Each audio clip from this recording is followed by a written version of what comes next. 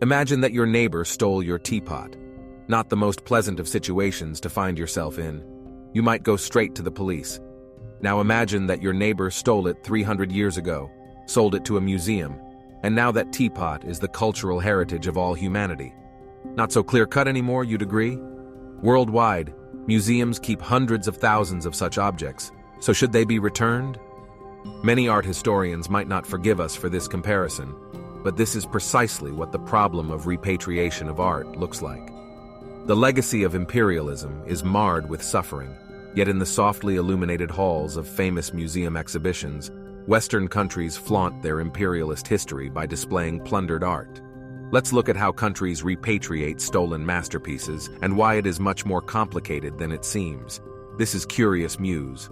Let's go.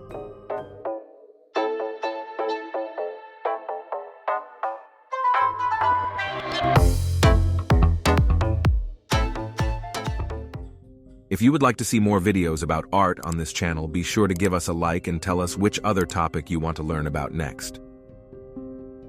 Imperialism refers to the domination of one country over the political, economic, or cultural aspects of another country or region. So, why does imperialism exist? It emerged due to the Industrial Revolution and the advancements in science and technology in the West. These developments gave Western nations increased economic and political power, allowing them to influence and dominate the world. Okay, we get it. Imperialism is bad. It took humanity hundreds of years to realize this. Some do not know it even today. However, no matter how deep into history you dive, you will always find examples of cultural theft. It does not matter who it is.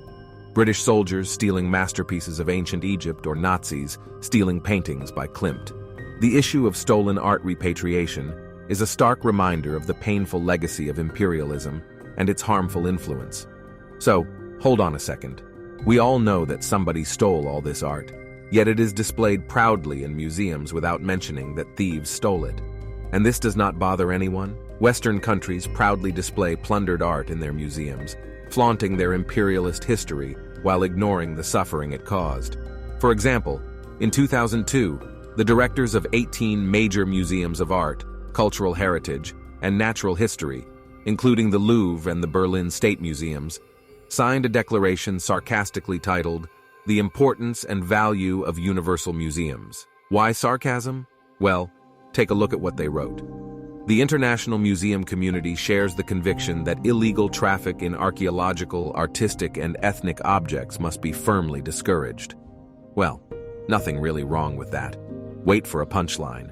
We should, however, here it is, always a however. We should, however, recognize that objects acquired in earlier times must be viewed in the light of different sensitivities and values reflective of that earlier era. The objects and monumental works that were installed decades and even centuries ago in museums throughout Europe and America were acquired under conditions that are not comparable with current ones. Let me translate from imperialistic to English. That means, we know it's yours. However, we will never give it back. Thank you. Have a nice day. Despite still receiving a lot of criticism, 2 decades since, core concepts continue to exist, that times of imperial war booty are long past, and museums are now agents in the development of culture. Luckily, these cement rules are crumbling day by day. The victims of theft are not standing still, though. One of the recent resounding repatriation conflicts was between the British Museum and Indigenous Australians. In 2015, the museum opened a major exhibition, Native Australia, an enduring civilization, dedicated to the art and culture of Australian Aboriginal and Torres Strait Islander people. The exhibit featured a shield from Botany Bay, a painted bark from West Arnhem Land, and other foreign country treasures.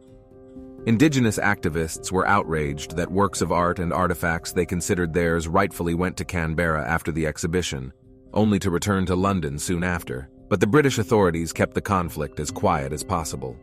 However, thanks to a shift in the world's historical experience and an intense struggle against social injustice, people soon realized that the things they now know to be stolen should be returned. For example, in 2017, Emmanuel Macron announced the voluntary return of art objects from French museums to the African continent. Although the restitution process has been delayed, it is still open. In 2017, this announcement forced a vigorous public debate on the issue. On Macron's behalf, a document was created by French historian Bénédicte Savoy and Senegalese economist and author Felvin Sarr, proving the need for repatriation actions against African works of art. By the summer of 2020, France had returned only one of the promised treasures of African history, and only temporarily, a Senegalese saber belonging to Omar Said Thal. The unsuccessful repatriation process can be attributed to the fact that parliamentary legislation does not provide for such manipulation of museum pieces. Why, you may ask? Because European law does not allow you to give away what has already been given to a museum. But how do we defeat this repugnant bureaucracy? The Netherlands provides an excellent example. Thousands of exhibits taken away by the Dutch colonizers will soon return to their countries of origin. The Rijksmuseum and the Amsterdam Tropical Museum decided to give back about 100,000 objects if they fell into the involuntary losses category.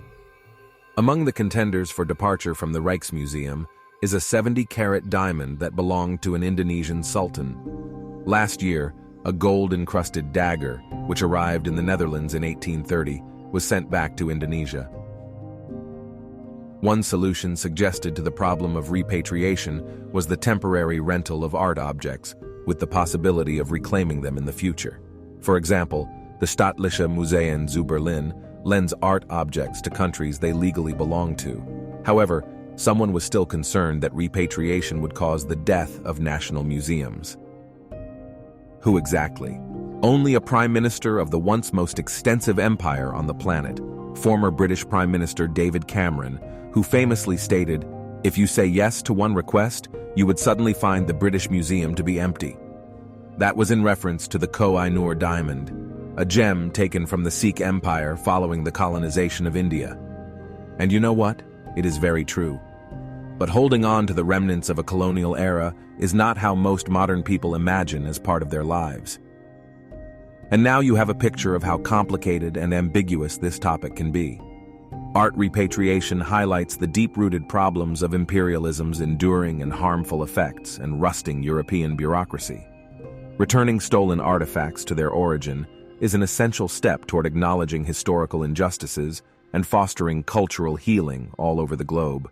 Of course, only if we suppress the urge to kill each other and continue to coexist peacefully on the little blue marble flying in the infinite universe in a society we once proudly called mankind. But that is a topic for another video, I guess. Bye-bye. Are you enjoying our content? Leave us a comment and hit the subscribe button. Want to learn even more? Get your regular dose of culture that helps you grow by signing up to our weekly newsletter.